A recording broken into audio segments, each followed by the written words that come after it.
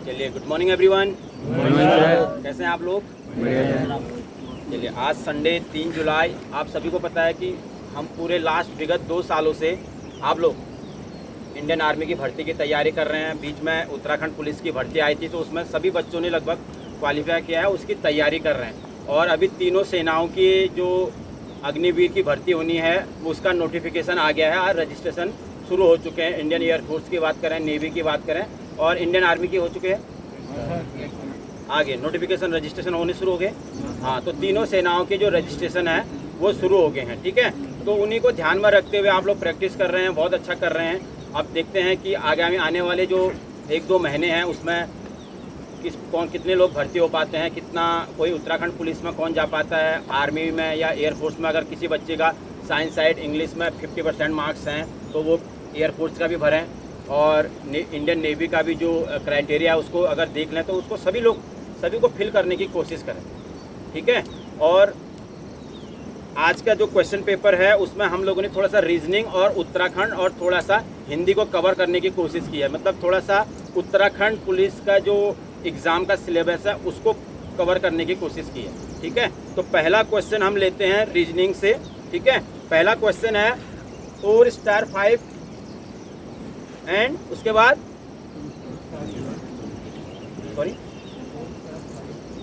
5% 3 = 8000। तो आप ये हुआ कैसे, ये थोड़ा सा देख लेते हैं। जो गिवन है, जो दिया गया है वो कैसे है। ठीक है, क्वेश्चन है 4 स्टार 5% 3 = 8000 एंड अनदर गिवन है 2 स्टार 3% 2 = 36। और हमें फाइंड करना है 4 स्टार 3% 3 = व्हाट। ठीक है, तो अब सबसे पहले जो हमें दिया गया है इसको देखना है कि 4, 5 और 3 को ऐसा क्या करें कि 8000 आ जाए, और 2, 3 और 2 को ऐसा क्या करें, कुछ भी करना है, चाहे स्क्वायर करना है, क्यूब करना है, मल्टीप्लाई करना है, भागा करना है, ऐसा क्या करें कि 36 आ जाए। ठीक है, अब देखिए वैसे अगर नॉर्मली अगर हम ये 3 चीज़ों को जोड़ के करेंगे तो 8000 आना तो मुश्किल है, बट कहीं ना कहीं में इसको क्या करना पड़ेगा, स्क्वायर करना पड़ेगा या क्यूब करना पड़ेगा, कुछ ना कुछ ऐसा करना पड़ेगा। ठीक है, तो यहाँ पे जो अब स्टार का मतलब कुछ भी हो सकता है। ये यहाँ पर रीजनिंग में आप ध्यान रखें कि स्टार है या ये परसेंटेज है तो उसको परसेंटेज में ही निकालना है, ऐसा एक मैंडेटरी नहीं है। ठीक है, तो यहाँ पे आप देखेंगे पहले जो 4 और 5 है इसको मल्टीप्लाई कीजिए। 4 × 5 = व्हाट, 20। ठीक है, 20। अब 20 यहाँ पर 3 दिया है तो 3 का इसका मतलब हो गया क्यूब, इसको क्यूब करेंगे। 20 × 20 × 20 कीजिए, 20 × 20 × 20 3 बार, क्योंकि 3 दिया ऑलरेडी गिवन है इसलिए हो सकता है यहाँ पर 2 होता तो स्क्वायर करना पड़ता है, तो यहाँ पे थोड़ा सा 4000 वो होता है। ठीक है, तो यहाँ पे कीजिए 20 20 20 मल्टीप्लाई = व्हाट, 8000। तो सेम अगर हमने ये चीज़ यहाँ पे ये वाला फॉर्मूला अपना है तो यहाँ पर भी वही करेंगे। ठीक है, जो गुणा करके और जो दिया गया है 2 × 3 कितना 6, 2 3 6 और यहाँ पर 2 दे रखा है, 2 मतलब स्क्वायर, 6 का स्क्वायर कितना 36। तो same we will apply on 4 star 3, 4 star 3 भागा 3, तो 4 3 12, 12 का क्यूब बताइए, 12 × 12 × 12 बराबर what, 1728। Exactly option number 2 is the right answer of this question. कितने बच्चों ने किया? ये मेरा मेथड है, हो सकता है क्योंकि देखिए एक क्वेश्चन को सॉल्व करने के बहुत सारे मेथड होते हैं। जरूरी नहीं है कि जो मेथड मैंने अप्लाई किया है वही फुल एंड फाइनल है, ऐसा नहीं होता है। आप दूसरे विधि से भी बना सकते हैं। हो सकता है ये 4 × 5 कुछ करके ये दूसरे मेथड से हो रहा है, but according to my knowledge this is the way. Okay, तो पहले question option number B is the correct answer of this question. ठीक है सर, चलिए नेक्स्ट क्वेश्चन है, नेक्स्ट क्वेश्चन की ओर बढ़ते हैं। यदि 3 क्रमागत संख्याओं का योग 15 है तो मध्य संख्या का वर्ग क्या होगा। क्रमागत मतलब कंटिन्यूअस, क्रम से। ठीक है, 3 क्रमागत संख्या है, जो 3 क्रमागत संख्या है उनका योग क्या है 15। तो सिंपल सा है, आप उसको एकल विधि से भी बना सकते हैं, वैसे भी बना सकते हैं, एक्स मान के भी कर सकते हैं, x, x plus 1, x plus 2, ठीक है। तीनों को जोड़ेंगे, डिवाइडेड बाय इतना करेंगे तो आ जाएगा, ठीक है। तो अब वैसे भी अगर 15 ऑलरेडी दिया गया है, 3 आपकी क्रमांक संख्या है, तो 3 से इसको काट दीजिए, कितना आएगा 5, 5 क्या आ गया, मध्य का आ गया, ठीक है। 5 बीच का आ गया, एक आगे करेंगे 6, एक पीछे करेंगे 4, तो 3 क्रमांक संख्या 4, 5, 6, ठीक है। 3 क्रमांक, इनको जोड़ेंगे, 6, 5, 11, 13, 15, ठीक है। ये शॉर्ट मेथड है। 6, 5, 11, 4, 15 हो गया आपका, टोटल 15 आपका योग दे रखा है, 3 संख्या, 3 से डिवाइडेड किया, 20 का निकल के आ गया। तो ये कह रहा है मध्य संख्या का वर्ग, जो मध्य संख्या है 5, 5 का वर्ग, वर्ग मतलब स्क्वायर, 5 का स्क्वायर कितना होगा 25। कोई ऑप्शन है? Yes, 25, option number B is the correct answer. ये सिंपल क्वेश्चन है, मतलब अगर रीजनिंग में बात करें, क्योंकि 3 क्रमांक संख्याएं दे रखी हैं, उसका मध्य का वर्ग निकालना है, वर्ग मतलब स्क्वायर होता है, ठीक है। तो option number B is the correct answer, ठीक है। इसका एकल विधि से भी बना सकते हैं, ठीक है। वो सारी चीजें हम जब वो करेंगे फिर बताएंगे। एक्स मान के x, x plus 1, x plus 2, फिर जितने एक्स हैं उनको एक्स को एक साइड कर लेंगे, न्यूमर करेंगे तो आ जाएगा, ठीक है। बराबर 15 भी करेंगे, ठीक है। हाँ, नेक्स्ट है आपका, निम्नलिखित प्रश्नों में दिए गए विकल्पों में से संबंधित संख्या का चुनाव कीजिए। एक संख्या दे रखी है कैंपेन बराबर 42, तो ऑफिशियल बराबर व्हाट, ठीक है। एक वर्ड दे रखा है आपको, कैंपेन, CAMPAIGN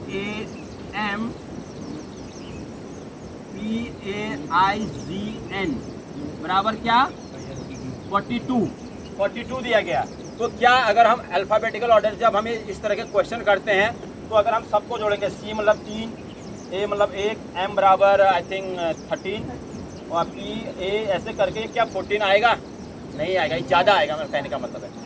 इसका मतलब कहीं ना कहीं दूसरे मेथड से बना रखा है इसको, ठीक है। अब दूसरे मेथड में इसमें देख लेते हैं टोटल संख्या कितनी हो रही है, 1, 2, 3, 4, 5, 6, 7, 8।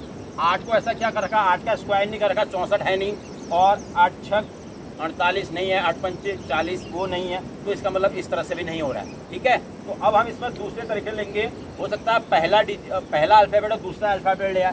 C आता है आपका 3 पे और लास्ट N आता है आपका 14 पे, ठीक है। तो इन दोनों को मल्टीप्लाई कर रखा है, तो 42 आया आपका। ये मैंने पिछले जब आर्मी की हुआ है उसमें बताया गया था कि अगर आपको लगता है कि ये इतना बड़ा वर्ड दे रखा है और ऐसा आंसर है, तो उसको छोड़ दीजिए। उसका हो सकता है लास्ट का डिजिट ले रखा, हो सकता है यहाँ पर जैसे 14 है 14 का स्क्वायर करके दिया होता है, ऐसा भी हो सकता है। क्योंकि रीजनिंग में 14 का अगर पहले का अगर 9 दिया रहता है यहाँ पे, तो पहला 3 है, 3 का स्क्वायर भी हो सकता है, 3 का क्यूब 27 भी हो सकता था।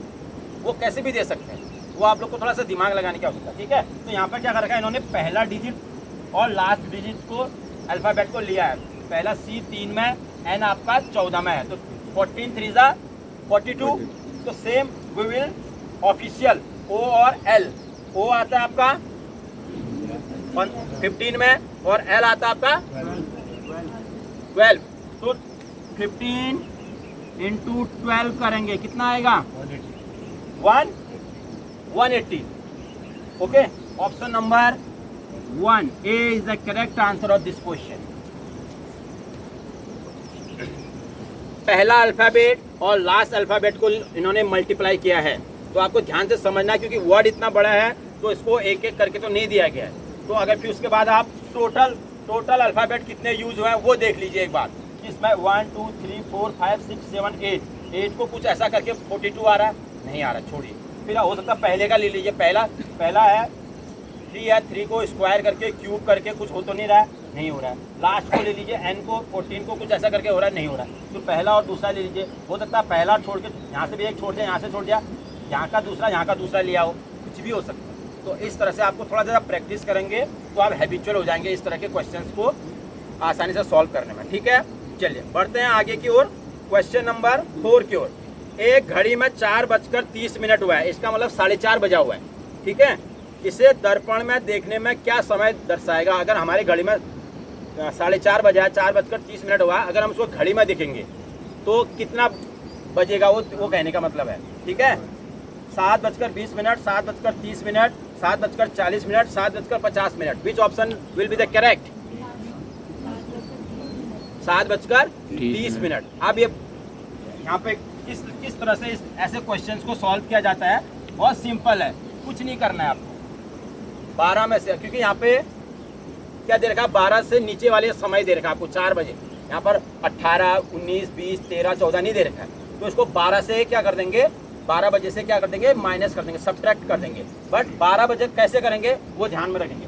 क्या हम जो 12 बजता है दिन का, ठीक है, उसको 11 घंटे 60 मिनट लिख सकते हैं, नहीं लिख सकते हैं? ये कितना बजा है, 12 बजा है ना, क्योंकि 1 मिनट में 1 घंटे में 60 मिनट, तो हमने 60 मिनट किया, 11 बज गया, 11 और 60 मिनट 12, तो ये 12 बज गया। ठीक है, बज गया नहीं 12? ठीक है। अब इसमें क्यों लिखा है बेटे, बताने में आसानी होगी, हाँ, इसलिए ऐसे लिखा है। ये मेथड है। ठीक है, अगर हम 12 से घटाएंगे तो आपका क्वेश्चन जो वो रॉन्ग है वो रॉन्ग आ जाएगा। अगर आप कहेंगे कि सर हम 12 इससे घटाते हैं तो आपका रॉन्ग आएगा। अभी हम दोनों चीजें देख लेते हैं। ठीक है, इसमें दिया 4:30। कितना दिया है, 4:30 दे रखा है। आपको सब्ट्रैक्ट करना है, 0 से 0, 6 में से 3 गया 3।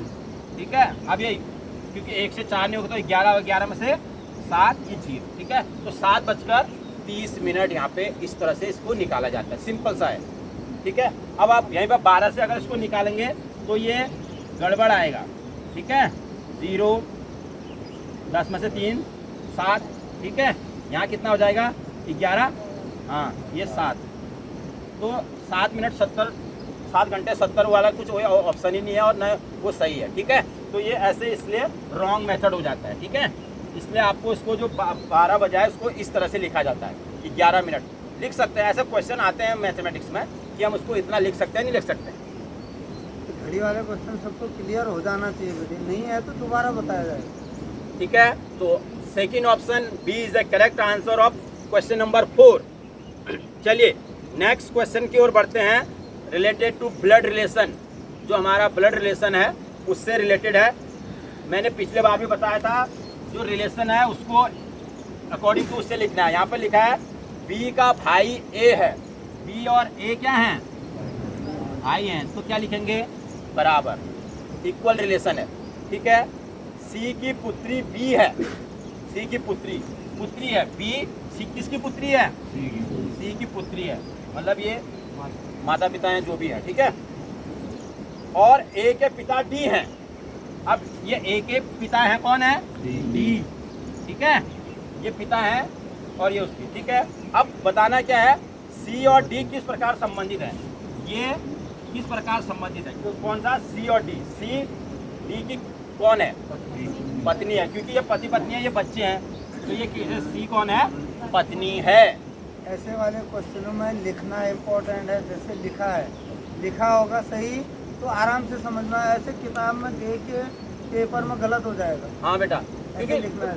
रिश्ता छोटा होगा नीचे लिखना है, बड़ा होगा ऊपर लिखना है, बराबर का रिश्ता होगा सामने सामने लिखना है। ठीक है, तो यहाँ पे पत्नी, option number A is the correct answer of this question. हो गया सबका, यस। आगे की ओर बढ़ते हैं, समझ में आ रहा है ना सभी को, हाँ ठीक है। हवाई जहाज में ब्लैक बॉक्स का रंग कैसा होता है, ठीक है, काला, नीला, आसमानी, नारंगी, ऑरेंज, नारंगी।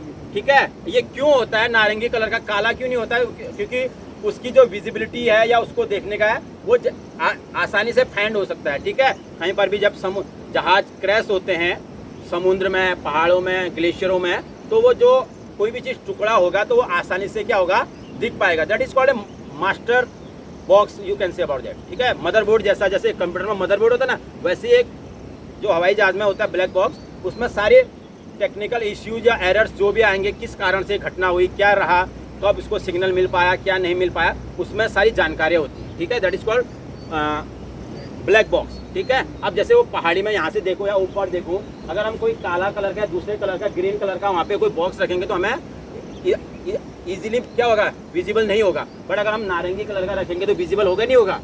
हाँ, तो इसीलिए जो रेस्क्यू टीम्स होते हैं उनको फाइंड करने में आसानी होती है। ठीक है, इसलिए उसका नारंगी होता है। Option number D is the correct answer. D को देख लीजिए, जिसने डी किया है सही कर लीजिए। नेक्स्ट है, भारतीय मौसम विभाग का मुख्यालय कहाँ स्थित है, पुणे, नई Delhi, Dehradun and Bangalore. The right answer is new Delhi. ठीक है,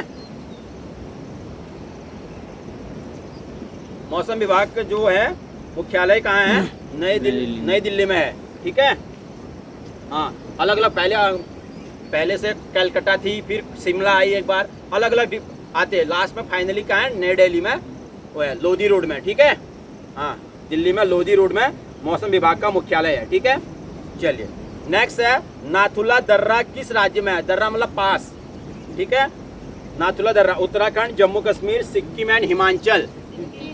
Sikkim is the correct answer of this question, option number C, 8वें का सी, सिक्किम में है। तो जितने भी पासेस हैं उत्तराखंड में, ठीक है, चाहे वो चमोली डिस्ट्रिक्ट में है, उत्तरकाशी में है, पिथौरागढ़ में है, बागेश्वर में है, जितने भी पासेस हैं उसकी अलग से कॉपी में, रजिस्टर में लिस्ट बना लीजिए। ज़्यादा से ज़्यादा 15-20 होंगे। ठीक है, मेन जो बार बार हर कॉम्पिटिटिव एग्जाम में पूछे जाते हैं। ठीक है, नेक्स्ट है, स्वर्ण क्रांति का संबंध किस उत्पादन से है? आप लोगों को पता है जो हर टाइम पे क्या अलग अलग रिवॉल्यूशन हुए, चाहे हरित क्रांति की बात करें, दुग्ध क्रांति की बात करें, स्वर्ण क्रांति की बात करें, नीली क्रांति की बात करें, हर समय पे क्या है क्रांतियाँ लाएगी कि उत्पादन बढ़ाया जा सके। ठीक है, तो स्वर्ण क्रांति का संबंध किससे है? सोने से, अंडों से, पीतल से, शहद से। डेफिनेटली शहद से। ठीक है, शहद,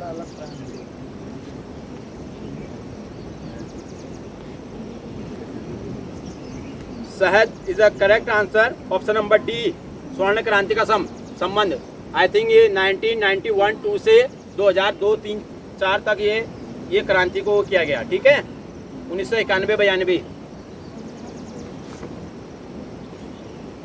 नेक्स्ट है आपका, कत्यूरी राजवंश के अंतिम राजा कौन था? Ajaypal, Kalyan Chand, Brahmadev, Seelvarman. Exact answer by Mukesh, Brahmadev is the correct answer of this question. Brahmadev Katyuri राजवंश का अंतिम राजा,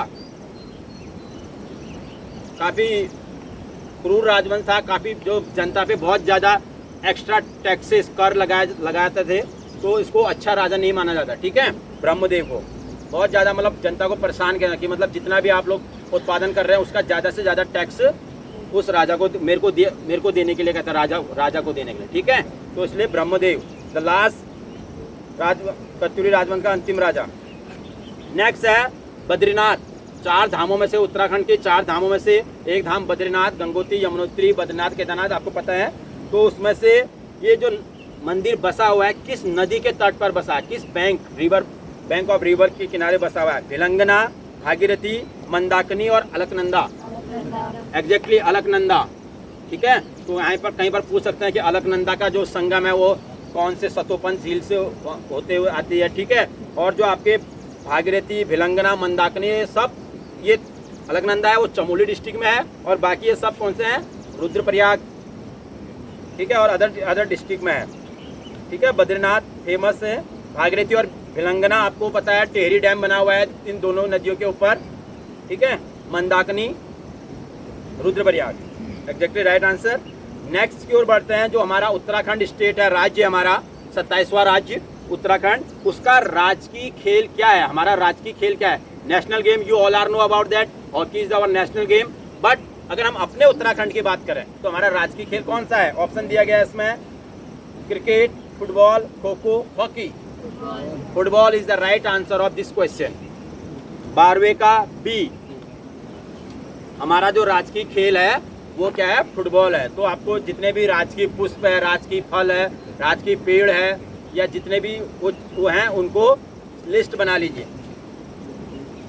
नेक्स्ट है, देश का सबसे लंबा सस्पेंशन ब्रिज, झूला पुल जिसे कहते हैं, वो कौन सा है? लक्ष्मण झूला पुल, राम झूला, डोबरा चांटी, या कोई नहीं?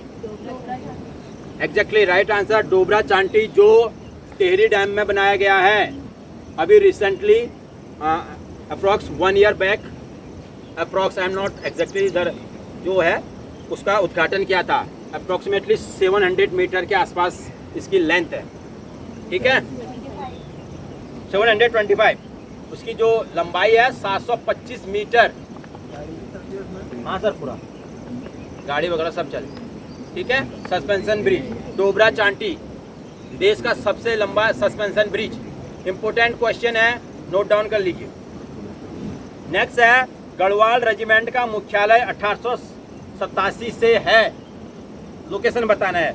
देहरादून में, श्रीनगर में, चक्राता में, लैंसडाउन में। एग्जैक्टली राइट आंसर, लैंसडाउन में। ऐसी जैसे कुमाऊं और गढ़वाल दो रीजन है हमारे उत्तराखंड में। कुमाऊं का जो हेडक्वार्टर है रेजिमेंट का, कुमाऊं रेजिमेंट का, वो आपका रानीखेत अल्मोड़ा डिस्ट्रिक्ट के अंदर, और जो गढ़वाल रेजिमेंट का है वो लैंसडाउन में। ठीक है, नेक्स्ट है इसका ऑप्शन नंबर डी, 14 का डी। ओके, चलिए बढ़ते हैं 15 क्वेश्चन की ओर।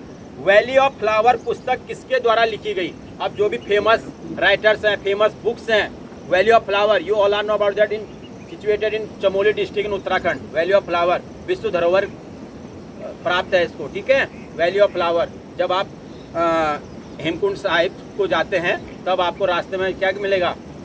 Valley of flower. ठीक है, थोड़ा सा कट जाता है वहाँ से। ठीक है, तो ये पुस्तक किसने लिखी? Valley of flowers. Adam Smith ने, फ्रैंक एस स्मिथ ने, शेक्सपियर ने, या मनीष देसाई ने? Frank S Smith.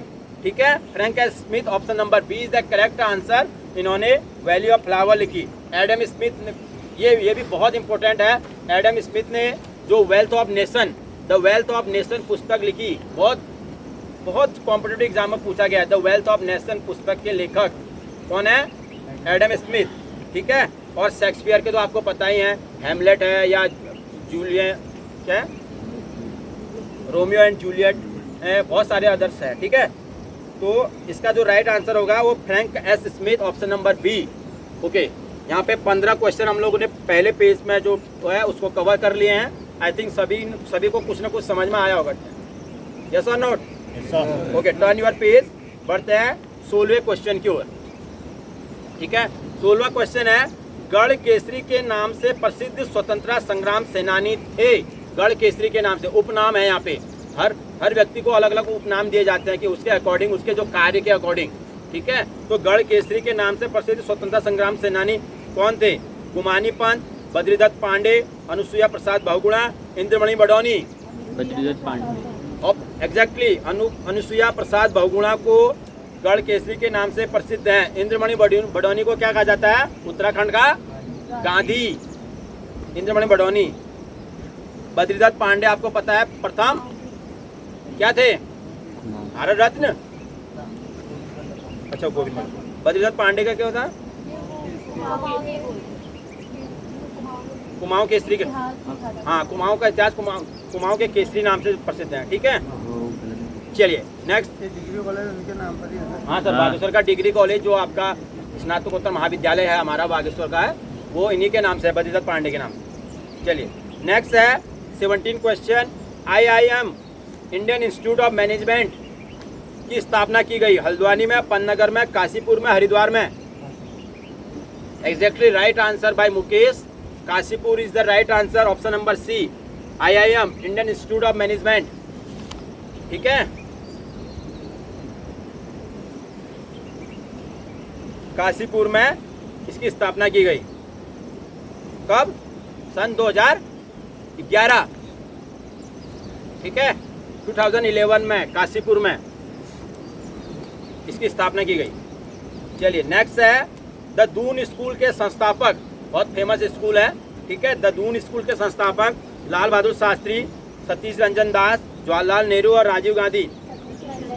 Exactly right answer, very good. इसका मतलब बहुत अच्छी तैयारी कर रहे हैं आप, एक एक छोटी चीज़ों को आप लोगों ने याद कर रखा है, हर चीज़ हर फील्ड में, बहुत बढ़िया। Satish Ranjan Das is the correct answer of this question, the Doon school के संस्थापक।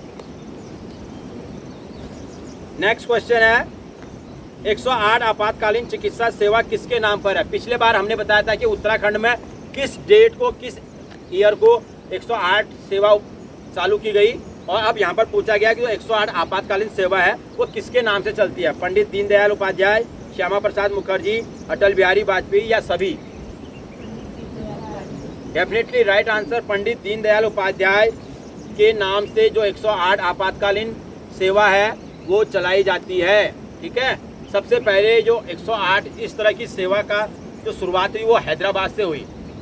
ठीक है, 2005 में आई थिंक, ठीक है। उसके बाद उत्तराखंड में कब आई? 2008 में, ठीक है। और जो पंडित दीनदयाल उपाध्याय जी हैं उनका जन्म हुआ था 25 सितंबर 1916 और जो मृत्यु हुई थी 11 फरवरी 1968, ठीक है। पंडित दीनदयाल उपाध्याय के नाम से जो 108 आपातकालीन चिकित्सा है वो उनके नाम से चलती है, ठीक है। नेक्स्ट क्वेश्चन की ओर बढ़ते हैं। 19वां का ए हो गया, 20वें की ओर बढ़ते हैं। चौफुला क्या है? चौफुला एक बुग्याल है, एक तहसील है, एक वाद्य यंत्र है या एक नृत्य है? एक नृत्य है, ठीक है। क्या है? एक नृत्य, चौफुला। वैसे अगर चौफुला का मीनिंग निकाले, चारों ओर से खिला हुआ फूल को बोलते हैं चौफुला, तो उसमें क्या होता है? वैसे ही घेरा बना के क्या किया जाता है? नृत्य किया जाता है, इसलिए वो एक क्या है? नृत्य है, चौफुला। Option number D. हाँ, कहाँ है तो अपना just like a chachari you can say. किस राज्य हमारे उसी का? हाँ, उत्तराखंड का चौफुला, चौफुल्ला गढ़वाल। जौनसार भाव है चौफुला सर, हमारे उत्तराखंड। जौनसारी होगा इसलिए हमको उतना। हाँ सर, हाँ, Chauphula Jaunsar. Option number D एक नृत्य है, ठीक है। नेक्स्ट है परमार वंश के संस्थापक कौन था? परमार वंश, Ajaypal, Kanakpal, Jagatpal, Kanakrao. Exactly right answer, Kanakpal Parmar वंश के संस्थापक थे। अब हो सकता है कहीं पर पूछेंगे कौन पहला था, कौन लास्ट था, है कि नहीं? तो ये आप लोग को याद रखना है, ठीक है। क्रमबद्ध तरीके से पढ़िए, जो मर्जी आए हुए उसको उठा के करेंगे तो कंफ्यूजन ज़्यादा रहेगा। लॉन्ग टर्म मेमोरी में परमानेंट मेमोरी जो हमारी है उसमें ज़्यादा नहीं रहेगी। आपने अपने जो माइंड को रैम नहीं बनाना है, क्या बनाना है? रोम। रैम क्या होता है? नॉन वोलेटाइल मेमोरी, मतलब थोड़ी देर जब आपका कंप्यूटर में काम कर रहे होते हैं, जब आप कोई एप्लीकेशन रन कर रहे हैं, तभी आपकी जो वो है वो रैम में आती है। उसके बाद जैसे आपने क्लोज किया, सिस्टम बंद किया, वो सारा डेटा उठ के आपके हार्ड डिस्क में चले जाता है। तो रैम परमानेंट मेमोरी नहीं होती है, ठीक है। हाँ, नेक्स्ट है संगोली की संधि हुई थी। संगोली 1800 में, 1803, 1805 और 1815। एग्जैक्टली राइट आंसर, संगोली की संधि 1815 में हुई थी। किसके बीच? अंग्रेजों के बीच। गोरखा के जो हैं उसमें नेपाल और ब्रिटिश हुकूमत जो ब्रिटिश शासन था उनके बीच हुआ था, ठीक है। 2 साल बहुत लंबा युद्ध चला, जो फिर कुछ समझौते हुए 1815 में, ठीक है। उसी बीच में बट ये युद्ध जो चला 1816 तक, ठीक है। उसी बीच में ये संधि पर हस्ताक्षर किए गए थे 1815 में, ठीक है। मतलब 1815 में ये लाया गया, 1816 में इसको अनुमोदन किया गया, मतलब हाँ ठीक है। अच्छा, बिहार में हुई थी, ठीक है। हाँ, तो ये क्या चला था? गोरखा राजवंश और उनके बीच, ब्रिटिश उसके बीच चला था। नेक्स्ट है तपोवन में किसने तपस्या की थी? तपोवन भगवान राम के छोटे भाई लक्ष्मण ने, भरत ने या कपिल ने? Tapovan exactly right answer by Mukesh Laxman. Option number B, Tapovan में जो तपस्या की थी वो राम के छोटे भाई लक्ष्मण जी ने की थी, ठीक है। जो ये तपोवन है वो गंगोत्री हिमनद से 6 किलोमीटर दूर पे है, ठीक है। कहाँ पे? गंगोत्री हिमनद, आई थिंक टेहरी।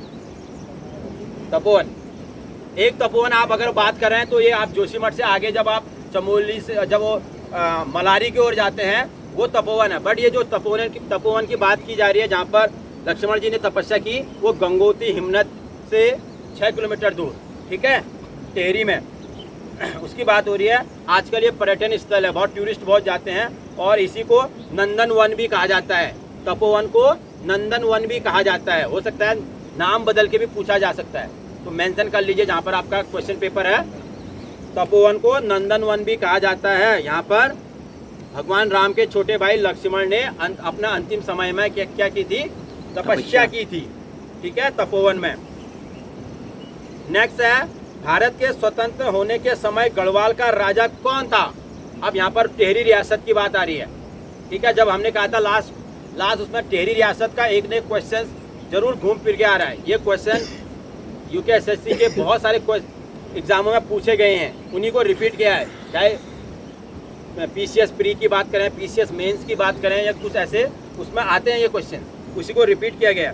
ठीक है, तो स्वतंत्र होने के समय गढ़वाल के राजा मानवेंद्र शाह, पृथ्वी शाह, प्रद्युम्न शाह या Pradeep Shah? Exactly right answer Manvendra Shah, जो टेरी रियासत के लास्ट वो थे। ठीक है, इनका जन्म हुआ था 26 मई 1921 और जो मृत्यु हुई थी 5 जनवरी 2007 मानवेंद्र शाह की। ठीक है, और टेरी रियासत को भारत में विलय कब कराया गया था? 1949 में। लास्ट संडे या बिफोर लास्ट संडे हमने इस पर डिस्कस किया है। ठीक है, तो अब एग्जैक्टली 24 का A Manvendra Shah is the correct answer of this question. Next है सरला बहन का मूल नाम था, सरला बहन। ठीक है, Catherine Heilemann, Annie Besant, Nightingale Florence, Sarla Behn.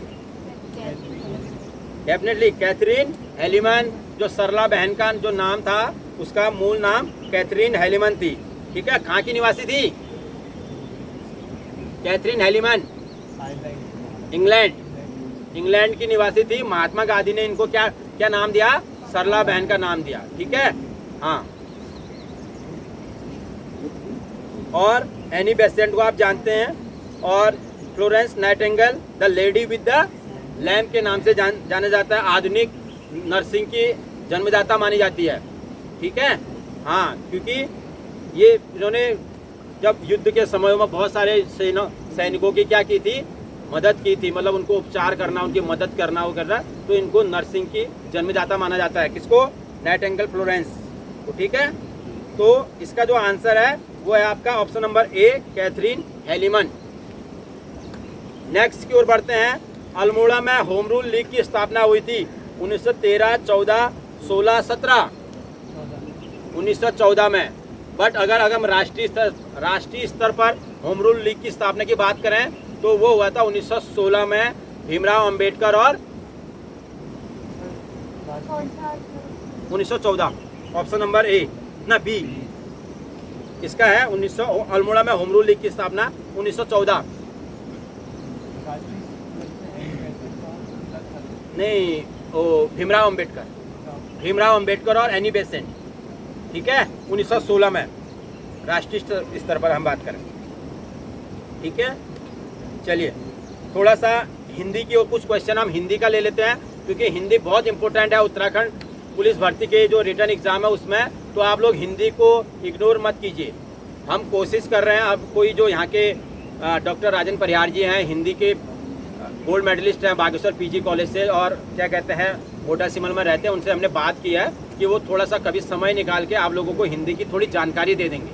ठीक है, तो क्योंकि हर व्यक्ति अपने हर सब्जेक्ट में एक्सपर्ट नहीं हो सकता है, तो हम लोग कोशिश करेंगे कभी रीजनिंग के, मैथ्स के एक्सपर्ट को लाएंगे, कभी हिंदी के, कभी कंप्यूटर का, तो मैं खुद वो हूँ आए उसमें, तो और कभी जो भी चीज़ें हैं जनरल स्टडी है, बाकी सर आपको जितना भी क्वेश्चन सर के पास संग्रह वो बताएंगे, तो वो करेंगे। बट आज हम थोड़ा सा 2-4 क्वेश्चन आपको उसमें कराते हैं। ठीक है, इसकी प्रैक्टिस करवाते हैं। चलिए पहला क्वेश्चन हिंदी का है, गाड़ी धीरे धीरे चलती है, इस वाक्य में धीरे धीरे में कौन सा समास है? अव्ययी भाव, कर्मधारय, तत्पुरुष या बहुब्री? अव्ययी भाव समास है। ठीक है, इसमें पहला पद क्या होता है? प्रधान होता है। ठीक है,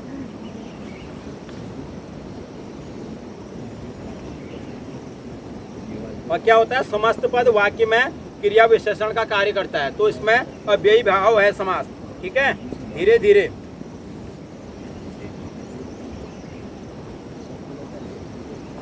कर्मधारय में तो प्रथम पद विशेषण होता है और दूसरा पद क्या होता है? विशेष। तो इसका आंसर होगा ऑप्शन नंबर ए अव्ययी भाव समास।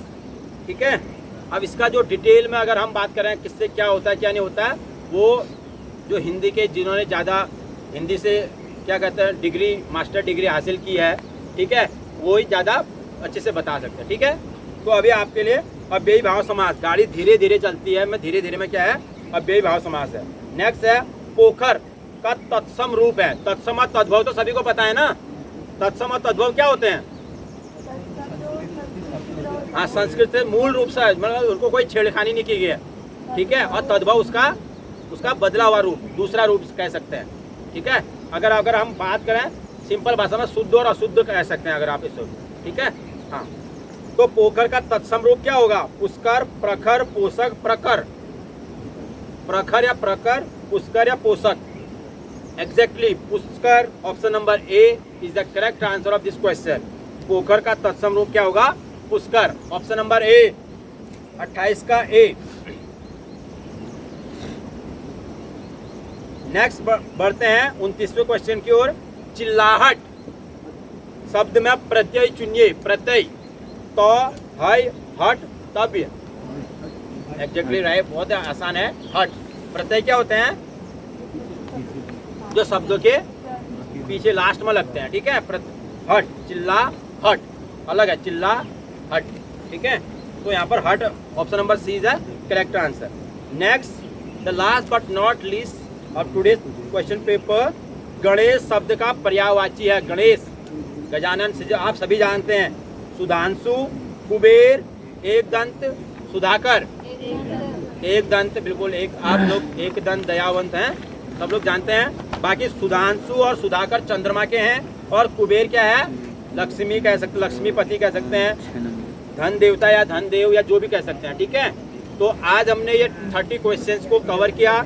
इसका जो भी लोग हमें यूट्यूब में देखेंगे, जो ये वीडियो हम अपलोड करेंगे, उसके बाद इस क्वेश्चन पेपर को हम डिस्क्रिप्शन बॉक्स में एज ए PDF डाल देंगे, आप वहाँ से इसको डाउनलोड कर सकते हैं। ठीक है, और जो भी लोग हमें देखते हैं और सपोर्ट करते हैं उनको थैंक यू बोलूँगा कि आप लोग हमें रोज़ फॉलो करते हैं, सपोर्ट करते हैं और हमारी वीडियो को बढ़ाते हैं। हमारा उद्देश्य केवल जो भी जानकारी हमारे पास है वो सभी युवाओं तक पहुंचाना है, और सभी युवाओं का क्या कहते हैं, जो भी फिजिकल है या रिटर्न एग्ज़ाम की तैयारी है, उसको ये केवल पॉसिबल निःशुल्क और निस्वार्थ है, वो केवल कैप्टन नारायण सिंह जी के द्वारा है। ठीक है, जो भी आज ये आप लोग देख पा रहे हैं, उसके पीछे केवल वन मैन है, one and only, who is captain Narayan Singh ji. ठीक है, so that's all for today. I hope lot of new things you learn today. बहुत सारी चीज़ें आपने आज नई चीज़ें सीखी होंगी, तो फिर मिलते हैं आगे को। ठीक है, थैंक यू सो मच।